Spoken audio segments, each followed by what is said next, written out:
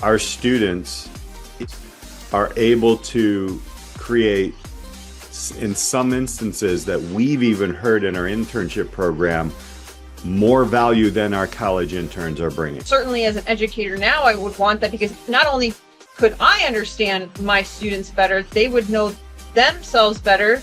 And so the pathway and alignment piece, I just think it would make school make more sense. When somebody says, you know, oh my gosh, like this student did this in our internship for us and it's outstanding. It is not outstanding. It's normal. Imagine a whole system being aligned and knowing the purpose and knowing who everybody was and how they could contribute. It would be amazing, and it would radically disrupt education in many positive ways. You're listening to the Disrupt Education podcast, powered by U Science. Here are your hosts, Peter Hostrawser and Alli Dahl. Welcome to the Disrupt Education podcast. I am Peter Hostrawser. That is Alli Dahl. And here we are with another week coming at you. We've got kind of a transition phase here, but before we jump into that, Alli, how are you doing? What's happening? It's hot out. I know. It's probably going to be just as hot when this episode comes out, because it's the summer heat. And you know, we're under a heat dome, and I'm thankful for AC and cool spaces. My chickens are thankful for cool dirt, wet dirt that helps keep them cool, cool water, fresh water, and shade. And I like frozen treats. They appreciate those as well. Frozen treats. Okay, I got to know. Like, what kind of frozen treats?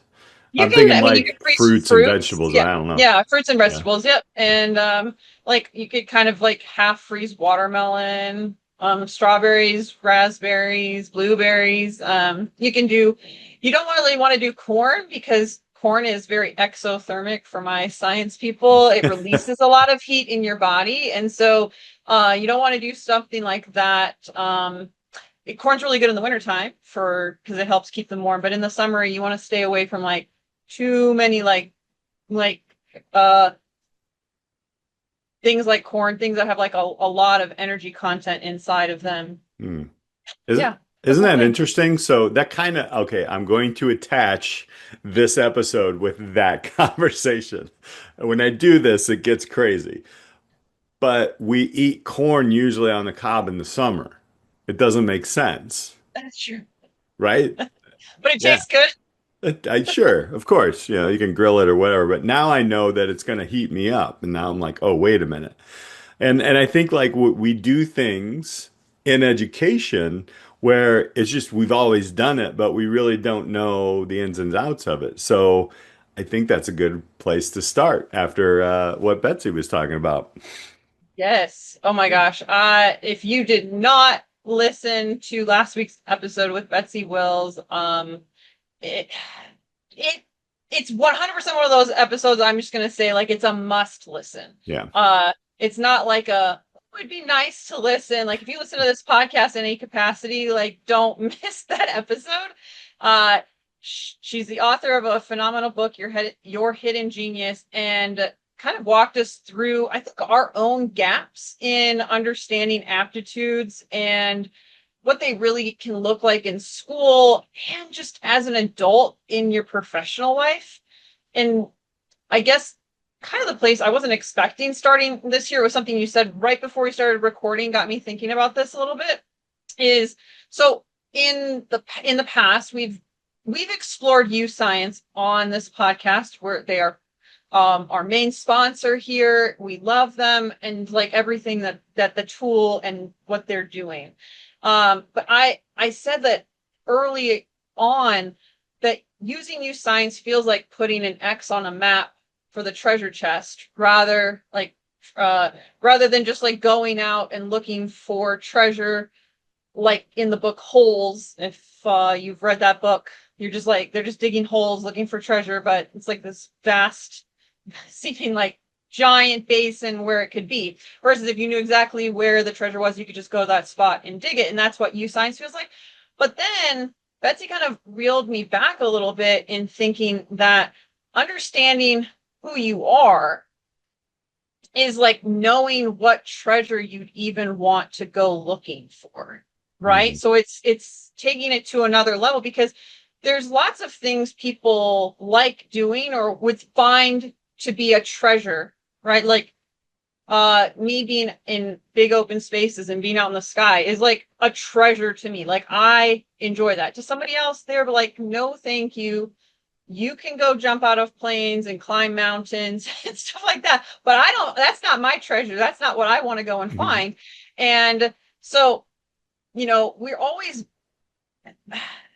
in education, right? Like defining the purpose, Scott Carr, so important, so that students can choose a pathway.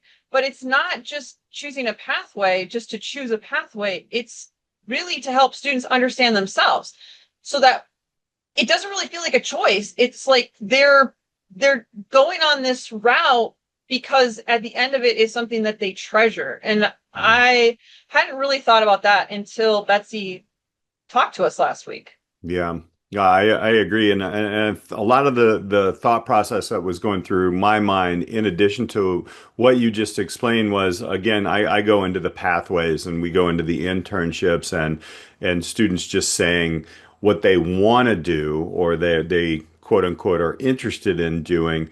Yet again, we haven't really dove into the purpose, who the students are, and somewhat like, my co-coordinator and I really have to kind of dig deep quickly, because we don't have so much time with our students. Definitely, most of our students have not really gone beyond the career exploration part, maybe a conversation, and we're setting those things up. It's rare that I hear an aptitude assessment come up. And it's just then it's almost like it's not too late for a student to go into an internship. It's just that it's not always aligned. I would say we're about 45% of our students are like, yeah, I kind of want to pivot now because they haven't really understand themselves and who and what they're good at. And to me, I think, we can definitely do a better job with that. One of the things, again, even after the conversation yesterday, a little hint, there was some crazy, awesome AI stuff that Betsy was like working on. And I mean, before we dive even deeper into, some of the problems and the challenges that we still keep seeing in education, I mean, we've talked to all the founders and all the upper management or whatever you want to call it at UScience, and they all are really engaged in helping people. It's not about the dollar. Wow. I have not felt that at all. And I think well, that's one of the main reasons we love working with UScience is because they're legit. They are understanding of how can we make the human race better and this world better.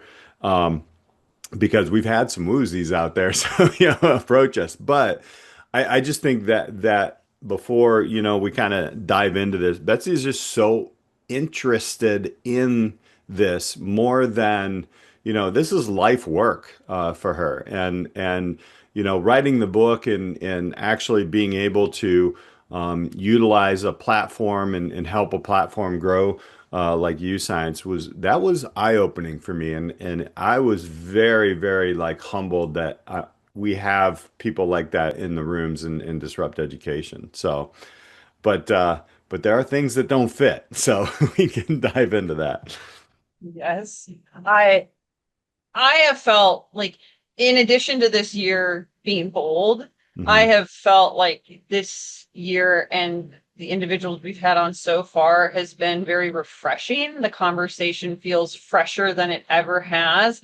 And I just get the sense more and more people's hearts are in the right place. It's not about like disrupting education to disrupt education.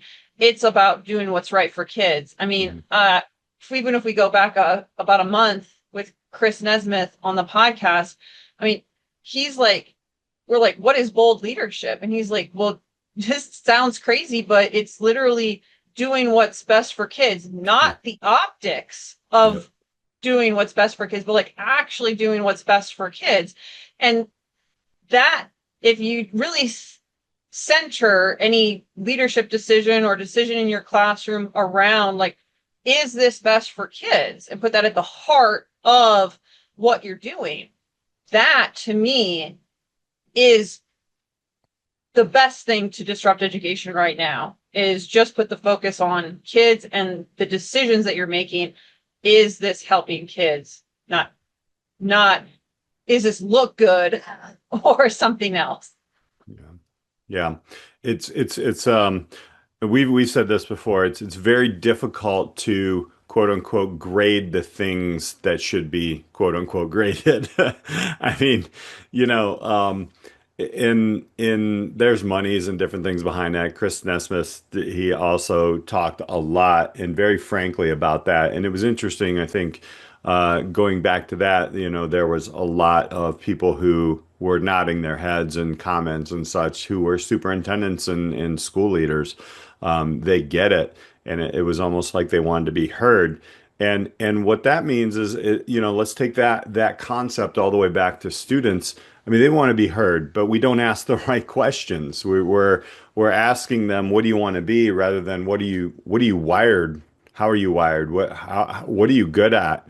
Because we're constantly kind of deep diving into things they're not good at, that don't check the box for education. So that's kind of where I started to connect Chris and Betsy, and how you can kind of see these things interacting, if you will. But if you get it right, you know, this career readiness and this exposure has got to, I guess, improvement in general has got to include your identity, like who you are and what you come with on a team. I mean, you know, all right, I'm from Chicago, so yes, Michael Jordan, right? You can't have five Michael Jordans out there. Like, you have to have the other players.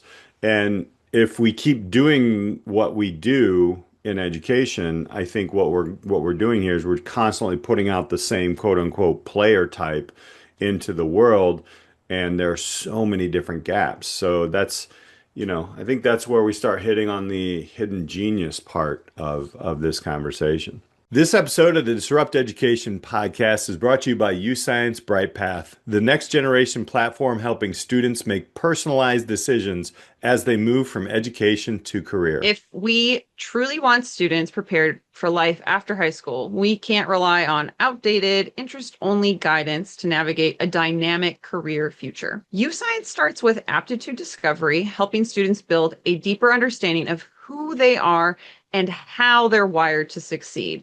From there, students create plans, develop in-demand skills, validate them through industry-recognized certifications, and connect directly with employers. The result? Intentional pathways with real opportunity. UScience is the only platform bringing all of this together at scale, which is why we at Disrupt Education Podcast are proud to partner with them. Learn more at uscience.com/disrupteducation-podcast. Request a demo and let them know you heard about UScience right here.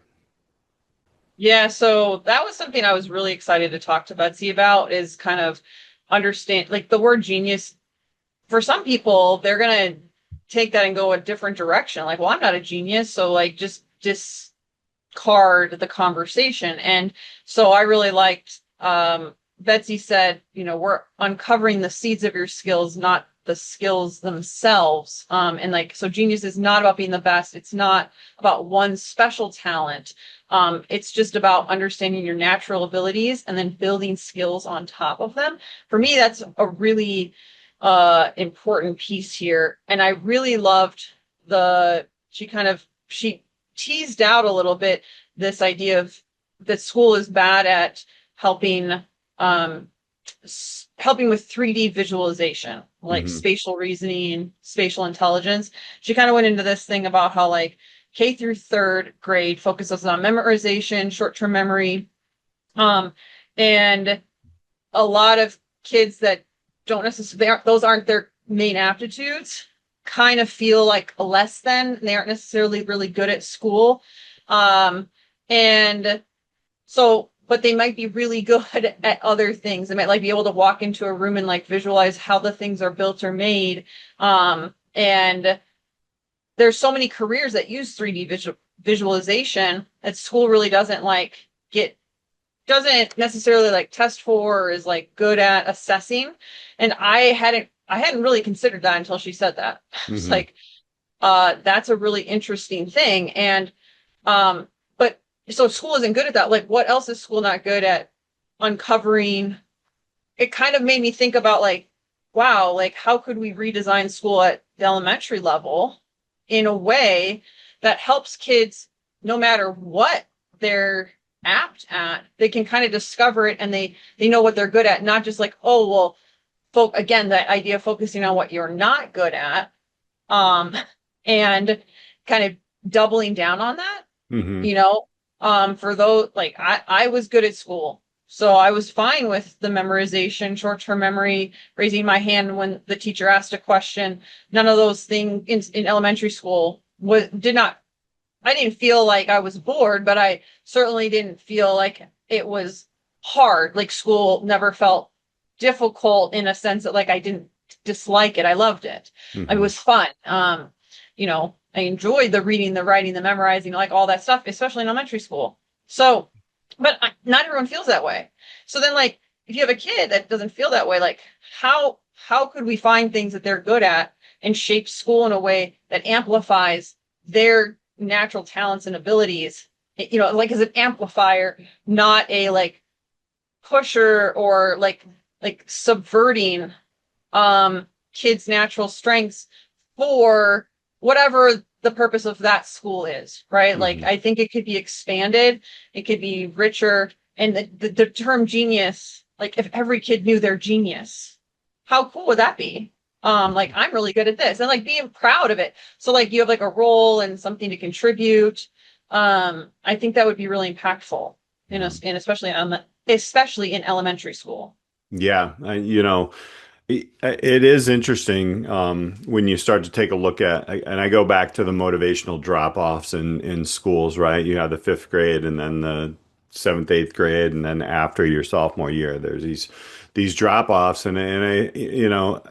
early on, everybody is typically pretty okay with like, all right, what do you have, bringing into K through three?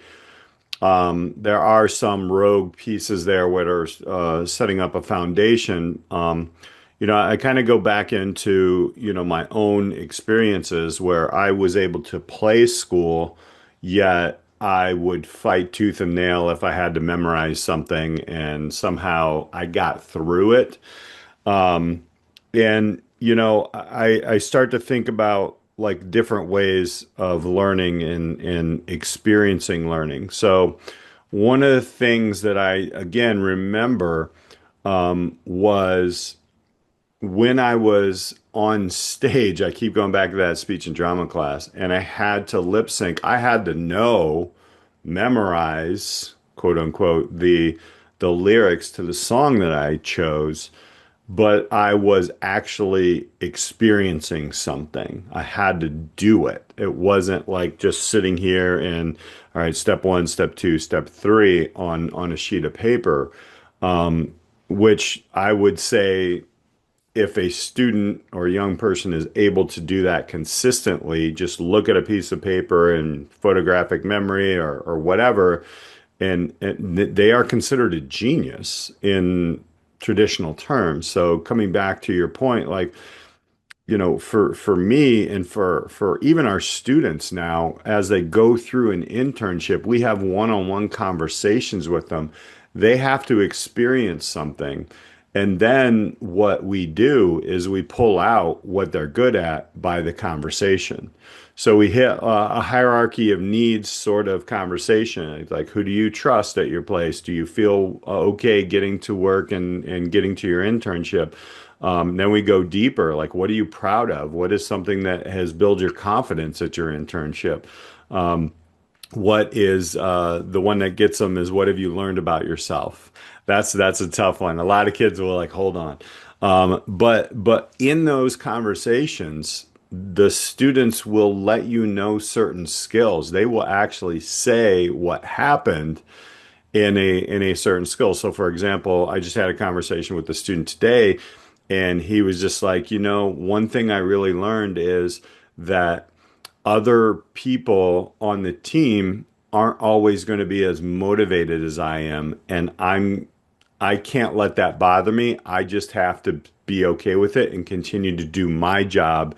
And they continue. He's like, I'm not putting any shade on anybody, but like I feel like the need to go further faster. And man, I wish somebody told me that back in the day, right? But this is the student telling me your aptitude, what you're learning right now, and what you're getting better at is patience, right? You have an ability to see a room and then actually reflect on what happens in that room.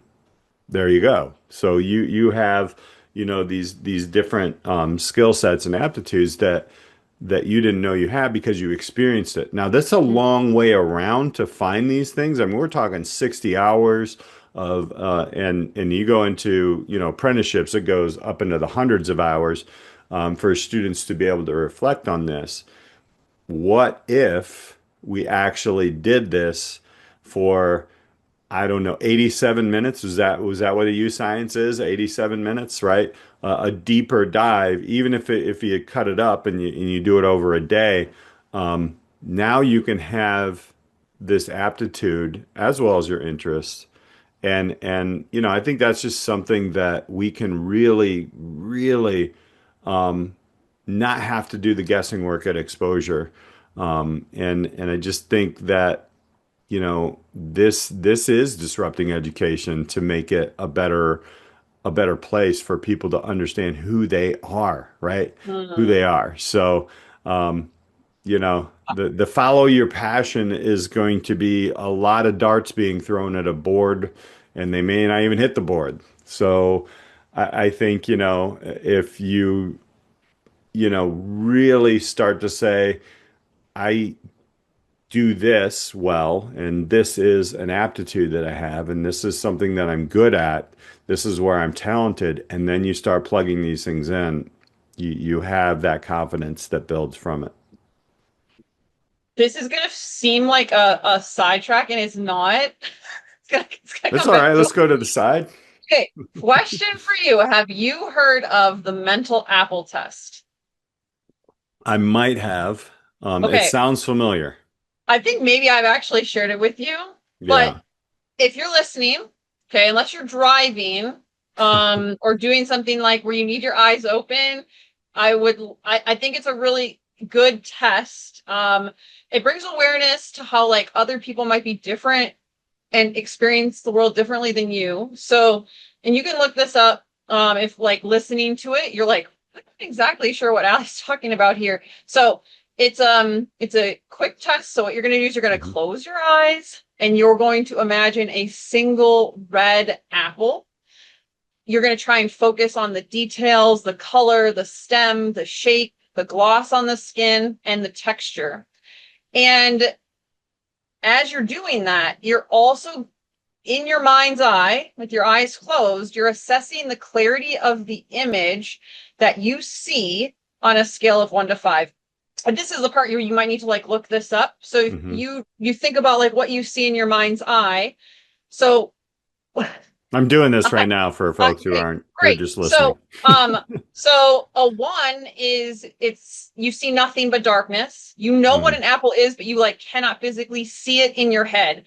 That usually blows people's minds, as most people are not a 1, and they're like, "What? You don't see anything?" So 2 is you see a faint, blurry outline or a dark, like monochrome silhouette rather than a crisp, clear apple. 3, you can conjure a fairly accurate 3D mental image, but it lacks like photorealistic detail and or it quickly fades away. A 4 is you see it moderately clear and detailed, and you can hold the image in your mind for several seconds. And then 5 is you see a highly detailed, photorealistic, vivid red apple floating in your mind, almost looking at a real object or a high definition photograph. You can rotate it, you can see it from all angles. Typically, artists and are like number fives, and Hmm. they're called like hyperphantasias, and one is called aphantasia. Hmm. I bring this up because I remember the first time the Apple test got introduced to me, and I found out it was a one. Really? Yeah. So I'll just put it out there, guys. Like, oh, when I close, my mind's eye is not like the majority. It's like 5% of the population has this. And when I realized that other people like can hold images in their Oh my mind's eye God. and like Yeah. and see them, my whole worldview was just like exploded because like how do I picture you picturing something, but I cannot. Like hear people's like I want to know like if you're listening to this, please tell me what your number is on the Apple test. Like what's yours, Peter? Well, like I'm at a five. I can tell you right now, this thing like I could see like the little like dots even in, on an apple, just a shiny red. I just went straight shiny red apple like at your grocery store or whatever. But I could see like it was like on a table backdrop, like photograph the little shine. It's a shiny apple. There are different kinds of apples, by the way. I'm not talking about a gala or whatever, Fuji. granny, whatever. Granny But Smith. yeah, but I could see like the little, intricacies and the little lines like in Yep. it. Yeah, it was insane. So to hear that you were a one is I know. shocking to me as well. Like I'm like, wow, people can't see that. So Yes. that's yeah, And I bring interesting. this up because, right, sometimes aptitudes and genius and everything, it's not so much knowing, I mean, it is knowing yourself. That's key. But Hmm. understanding that other people have different strengths and see and experience the world differently is like magical. Mm. Because you're like, wow, that makes so much more sense why, like you're really good at this. And the other test, and like this one, I don't know how like, it's not as clear, but it's all over the internet. If you look at some people don't have an inner monologue. Uh and it's kind of the 1 through 5. Like there's nothing, there's no words, it's silent. And then there's other people that like I do have an inner monologue. That one's really high. But then like there's levels of it. Some people think and hear in like pictures or diagrams and stuff like that. And Hmm. other people, you know, have like words, but they're not complete sentences. And then some people have full on conversation back and forth with themselves all day, every day. It's like listening to a podcast 24/7 in their mind. And again, think about start asking your friends and family where they fall on these people because it will when you meet someone that doesn't have an internal monologue, it will blow your mind. You will understand them so much better. Yeah. So much better. Oh my gosh. Like I kind of wish I didn't. Like some days, like I could get in this Zen mood where it's black and I'm not talking to myself. Right. I feel like those are the best people who can like take, time and just meditate like crazy.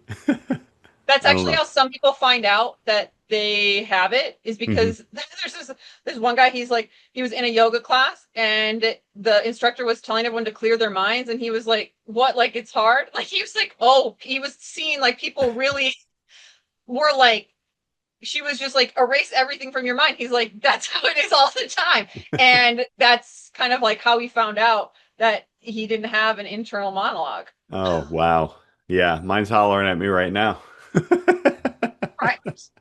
So But you know I what? I just mean, that's interesting, and I think that would be a great conversation starter, even with your students. You could probably do that in any course. And I'm going to have a conversation with my co-coordinator. I'm like, hey, why can we bring some of these tests in, have some fun, get to know people in the class, because they're having discussions online and in class and different things like that. But yeah, that would help a lot. I know I don't like the front end load knowledge, but I like the front end load who students are. And that's why one of the things that we do in our program is really, before they go out into the work-based learning, the actual going out into the internship, where they're taking value, it's good to understand. We do some interviews with students and have a lot of conversations, a lot of one-on-one stuff. But these sound like pretty good tools to really start to understand, how we can get closer to clarity for guiding a student, giving suggestions, mentoring, but also in the most important way is the each student then now have the clarity to know themselves and then begin, right? Like it, because I think that's where work-based learning, where I really think that's what happened to a lot of, you look 10, 15 years ago, oh, there's these huge gaps in programming. So we need to STEM everything and everything's got to go into programming and then we didn't even talk to the students. We didn't have them do the Apple test. We didn't ask them if they had an inner voice. We were just like, oh, you're good at maybe math or sort of good. So let's go over here. And guess what? There's an AP course over there, or there's this, blah, blah, blah course that, makes our school report card look good. So let's just start steering everybody over there. And again, that's where, like, you see the discrepancies between like reality and, just putting up a front to make a school look good. And it really is. I mean, what's interesting is coming out of this conversation, you are hearing Betsy and Chris Nesmith like really say the same thing, sort of. There's a lot of parallels there. There's different levels of like what education is, but really, it does doing best for students and ultimately for your community. And that honestly, that's why I like working in work-based learning. And I love the fact that, Betsy was totally honest. She was just like, you know what, work-based learning is not my thing. I'm all about aptitudes. But at the end of the day, that's my thing. So I'm like, well, guess what? I mean, I can give you a whole bunch of options on the menu, but if you know what you lean towards, and I can kind of cut that menu down and give you some better options there that are going to Yes. connect with you. And I think that's super, super important because I think where we're going to go, next is talking about, number one, there is equity in this once it unfolds.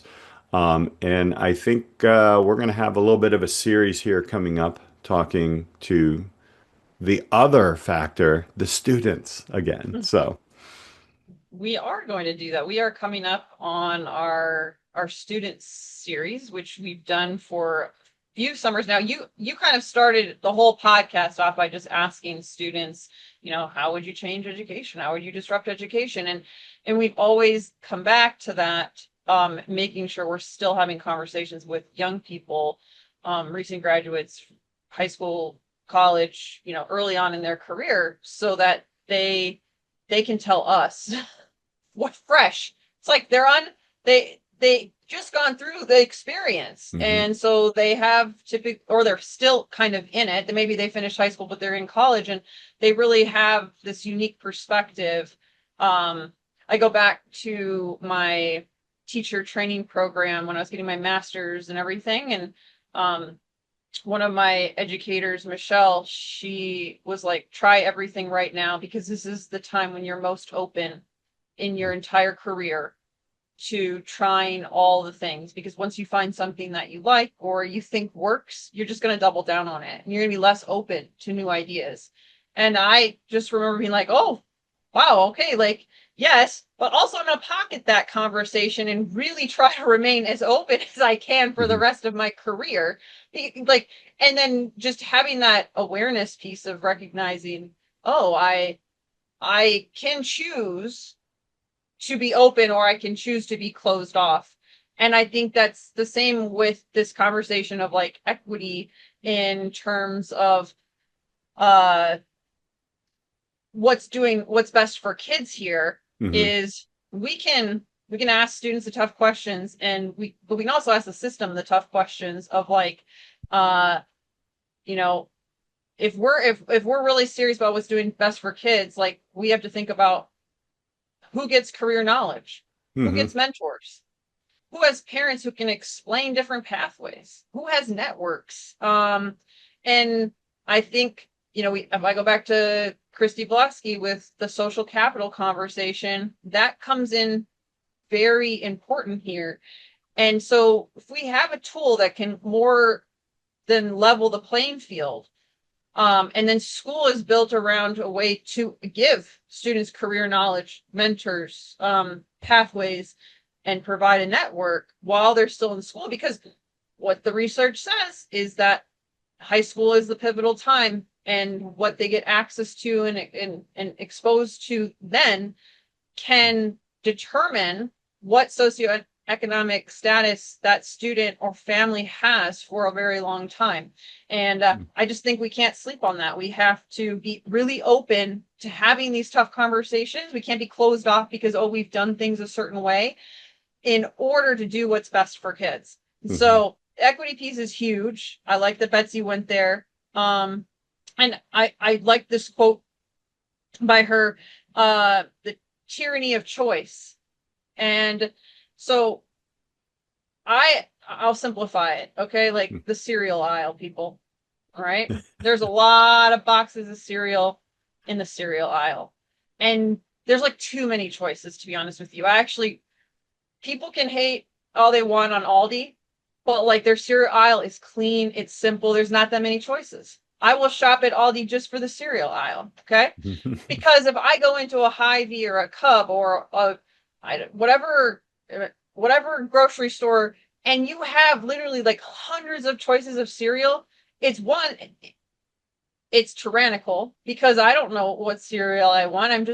Maybe you're going on like what's on sale, or maybe your friend wants to try this certain kind, but there's so many choices that you're not really maybe making the best choice for you. You're just making a choice, or maybe you're so overwhelmed you don't make any choice. And that kind of idea with career options and knowing what's next, it can feel like the cereal aisle. I mean, I know not everyone's going to feel the same way about cereal as that I do, but it's a good, I don't like the cereal aisle. I don't like this so many choices. I want it pared down. Hmm. But I think I felt that way in high school too. Is like, oh, the world is your oyster. You can do anything, and you can be anything.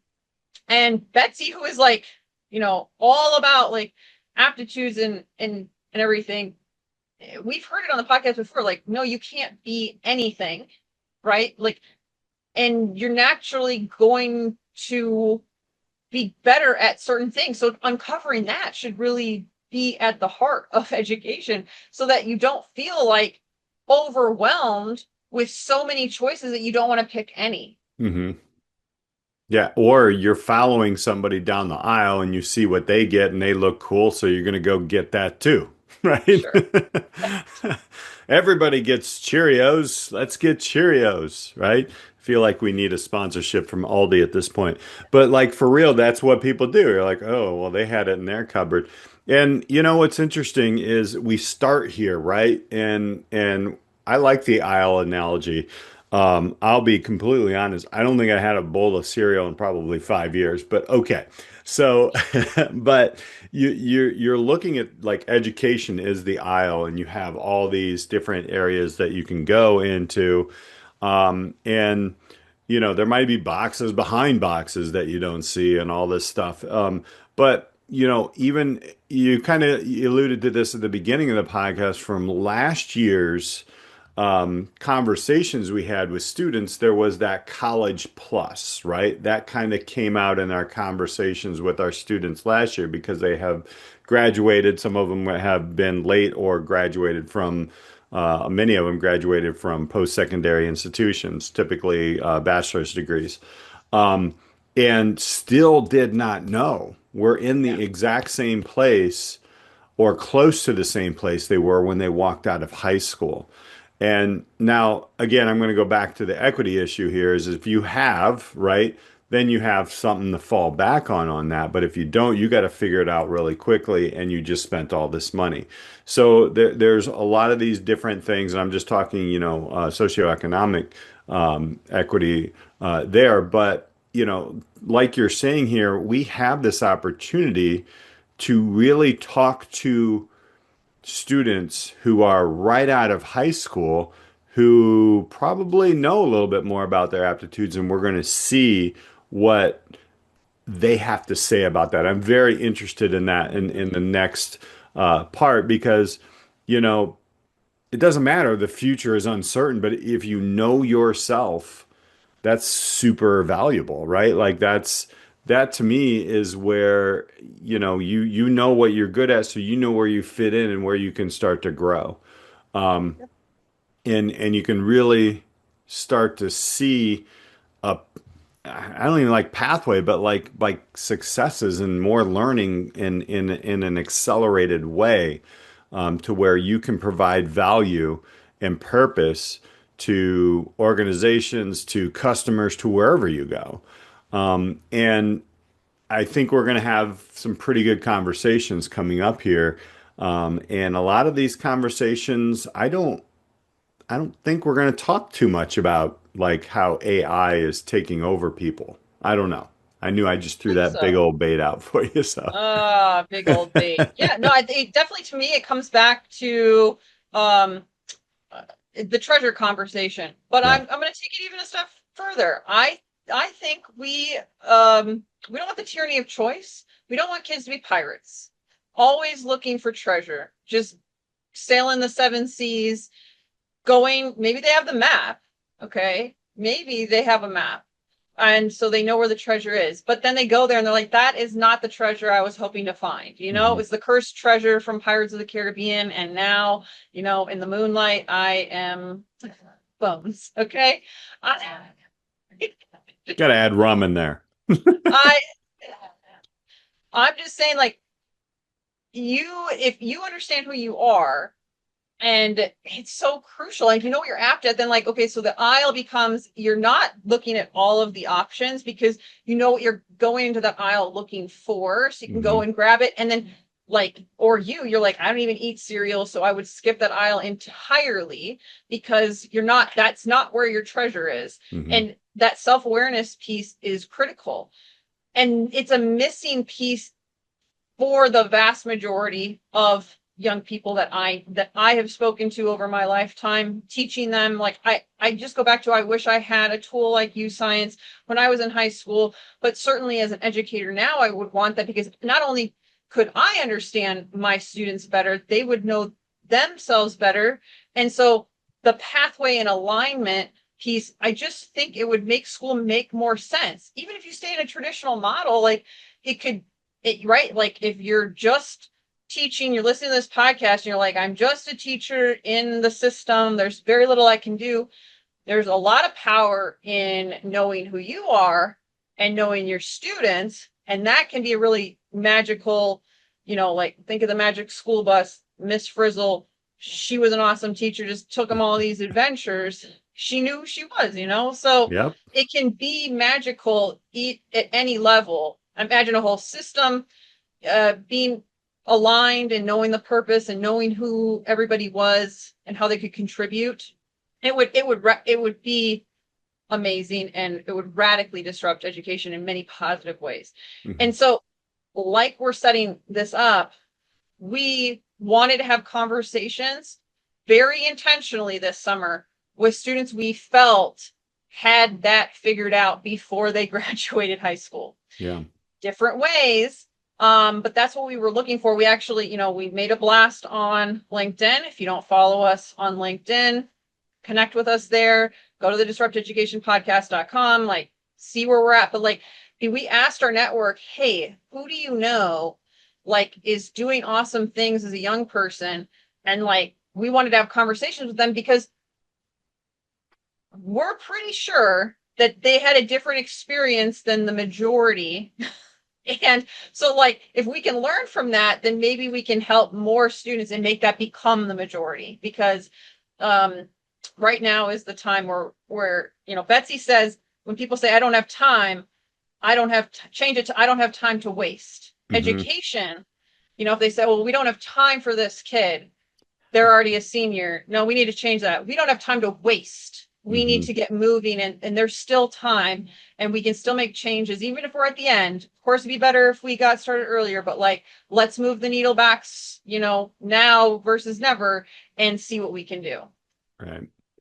Along with that, the argument that it's not really an argument, but it's a blocker that we always come up against is, well, these are high school students, and we usually go college level students to do X, Y, Z, and all these things. And you know what? That's the biggest sleeper that businesses and entities at the next level are totally sleeping on.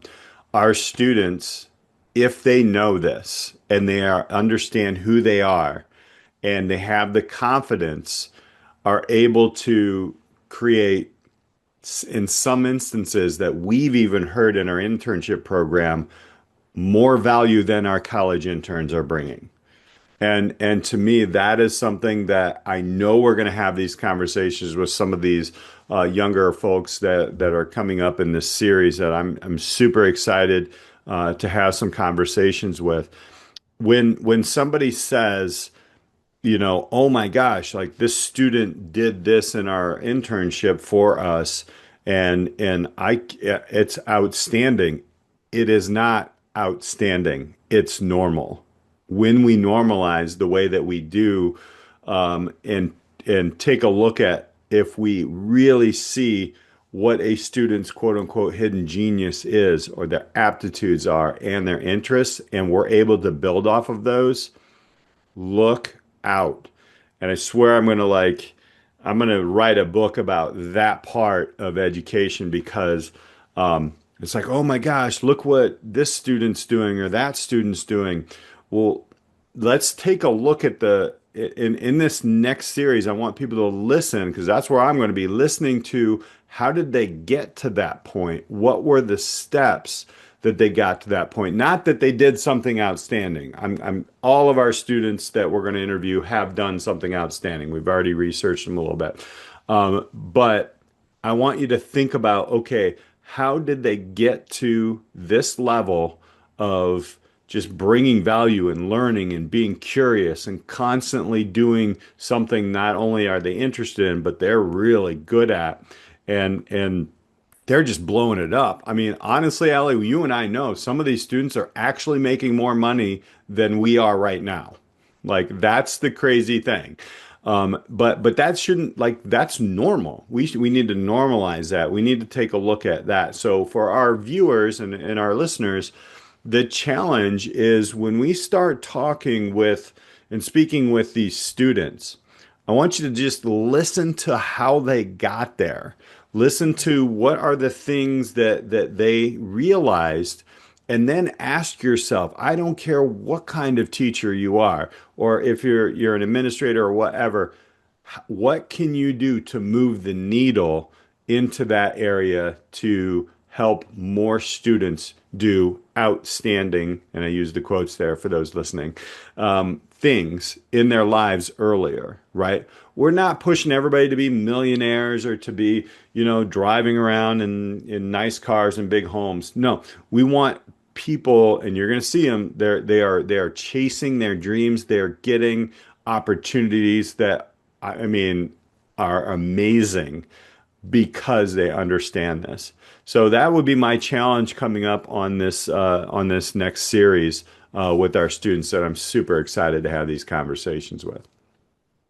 Yes, these are like the heart of the podcast. This is why I think our year really kind of gets renewed in the summer from these students. So it's like, a lot of people start the new year in, January. For us, always feels like this is the reset, and it has in the past shaped entire series that come from it, because we're like, oh wow, what these young people have to say, we need to go in a completely different direction with the podcast. So we learn a lot from these students. We look forward to these conversations every year, and this year we had a different approach. We're like, we think it's really important that we find individuals that kind of had a leg up. I mean, it shouldn't be like that, but in some way they discovered more about themselves than what would maybe be typical in most traditional schools. So how can we kind of learn from that and the pieces that helped them so that hopefully all of us can help more students just by understanding their perspectives?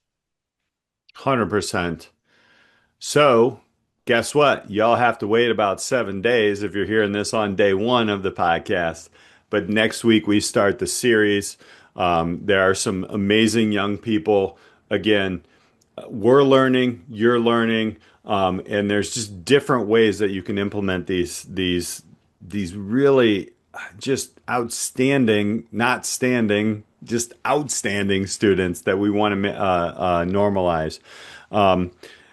And just to kind of finish off, this podcast, again, I want to thank Betsy for just sharing. One of the things that is exciting with U Science is they are implementing different ways to connect and to deeply connect with their aptitude takers and understanding that. She's working on her stuff. There's a lot of different things that are out there. And I'm just super excited about what is out there with U Science and what's coming up next. And I also, wanted to just mention, like in the summertime, we do have our summer interns, and we do a couple more one-on-ones with our students. When you open the door to this, every day, like I get to talk to students, and they're not just regurgitating facts to me. They're telling me their experiences and how they're growing from it. And some of them don't even know they're doing it, but they are. And it's the best thing ever. So wherever you teach, just think about that kind of utopia, if you will, of conversations with your students, because that's where we can get an education. So, all right. Thank you all. I know you got to wait a little while for this series to pop up, but I'm super excited for it. Alli and I have some great people lined up, and we're going to have some great conversations. Don't forget to hit that subscribe button. Look, if you're burning at both ends and you're like summertime, you're like, man, it's coming up this new year. This is a perfect podcast to share out with people, have some conversations, and also hit up disrupteducationpodcast.com. We are constantly listening to our listeners and figuring out better ways to accommodate and work with people to better education. So for Alli Dahl, I'm Peter Hostrawser. We'll catch you next week on the student series. Thanks for tuning in to the Disrupt Education podcast. If this episode sparked an idea, challenged your thinking, or helped you see education differently, well, that's exactly why we're here. We're highlighting real stories and bold ideas shaping the future of learning. A quick thank you to our sponsor, U Science BrightPath, the next generation platform helping students make personalized decisions as they move from education to career. If you're serious about connecting students to real opportunity, head to uscience.com/disrupteducation-podcast. Request a demo and let them know you heard about U Science right here on the Disrupt Education podcast. For more episodes and clips and ways to connect, you can always visit disrupteducationpodcast.com. I'm Peter Hostrawser. Keep disrupting. We'll see you next time on the podcast.